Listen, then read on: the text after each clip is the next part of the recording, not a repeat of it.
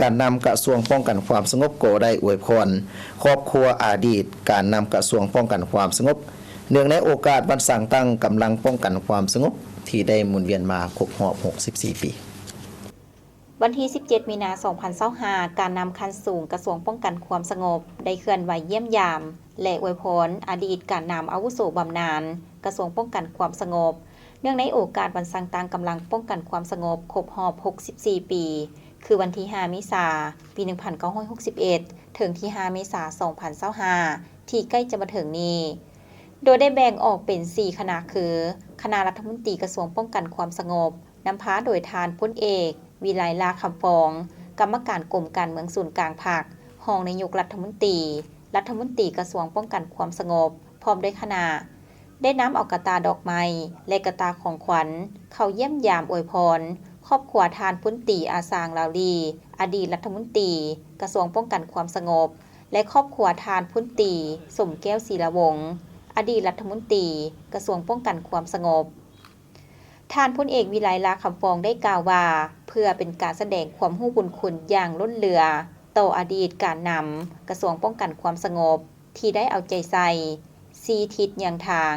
นำพาซี่นำเวียกงานวิสาสะเพาะถูกเหล่าโหบในกำลังป้องกันความสงบมีผลสำเร็จอย่างตั้งหน้าตลอดระยะที่ผ่านมาและขออวยพรใส่ให้บรรดาทานอดีตการนำตลอดหอดครอบครัวของทาน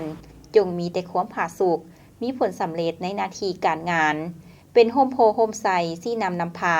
เวียกงานป้องกันความสงบมีผลสำเร็จอย่างต่อเนื่อง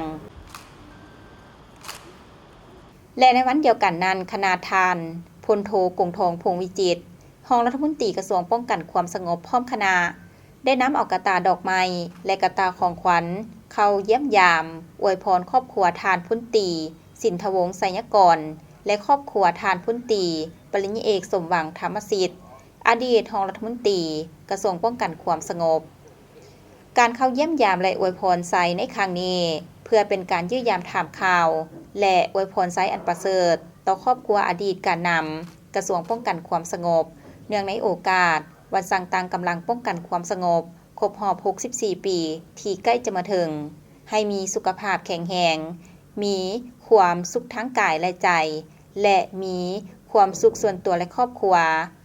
พร้อมกันนั้นยังเป็นการแสดงถึงความรู้บุญคุณต่ออดีตกระทรวงป้องกันความสงบที่ได้ทุ่มเทเหือแหงสติปัญญาความรู้ความสามารถในการซี่นำพากำลังป้องกันความสงบประชาชนลาวให้มีความเติบใหญ่เข้มแข็งตลอดมาคณะทานพลโทคำกิ่ง ผุยลามณีวงศ์รองรัฐมนตรีกระทรวงป้องกันความสงบพร้อมด้วยคณะก็ได้นำเอากระตาดอกไม้และกระตาของขวัญเข้าอวยพรครอบครัวทานพลตรีสุดใจธรรมสิทธิ์ครอบครัวทานท้องบั่นเสงอภรครอบครัวทานปุญจิตวาคำแววศรีโคตรจุลามณีเพื่อเป็นการยื้อยามถามข่าวและอวยพรใสอันประเสริฐต่อครอบครัวอดีตการนำกระทรวงป้องกันความสงบเนื่องในโอกาสวันสร้างตั้งกำลังป้องกันความสงบครบรอบ64 ปีที่ใกล้จะมาถึงนี้พร้อมทางแสดงความรู้บุญคุณเป็นอย่างสูงมายังอดีตการนำกระทรวงป้องกันความสงบที่ได้นำพาซี่นำกำลังป้องกันความสงบให้มีความเข้มแข็งนักแน่นและมีความเติบใหญ่ขยายตัวมาถึงปัจจุบัน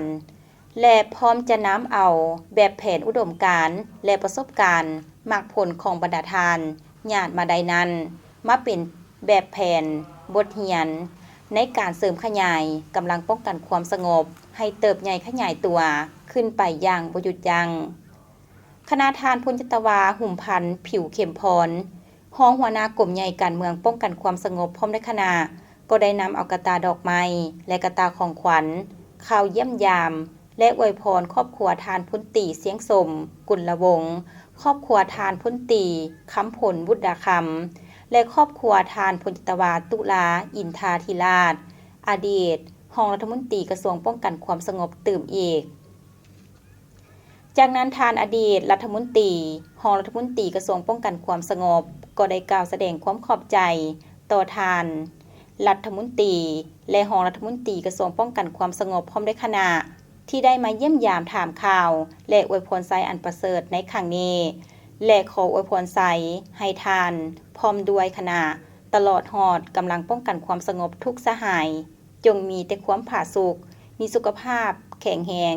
มีพลานามัยสมบูรณ์ประสบผลสำเร็จในหน้าที่การเมืองตามการมอบหมายมีผลสำเร็จสูงสืบต่อพร้อมกันก่อสร้างกำลังให้มีความเติบใหญ่เข้มแข็งตลอดไป